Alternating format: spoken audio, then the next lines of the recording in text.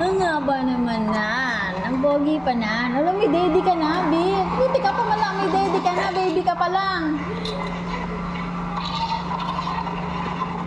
Clap, clap. Paano nga clap, clap? Paano palakpak dyan? Sabi, oh. Yan pa, oh. Ha?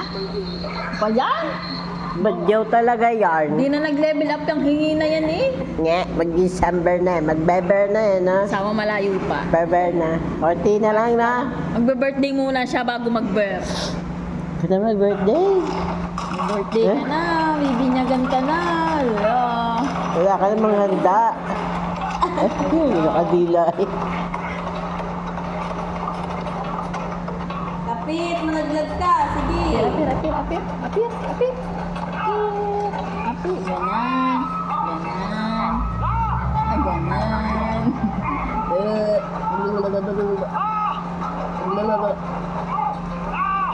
Kailangan mo mag-braces, hindi pantay ang ngipin mo.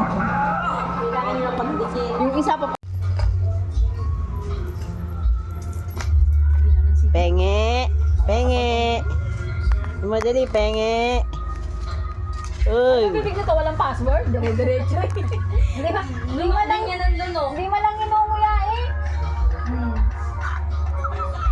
Sarap.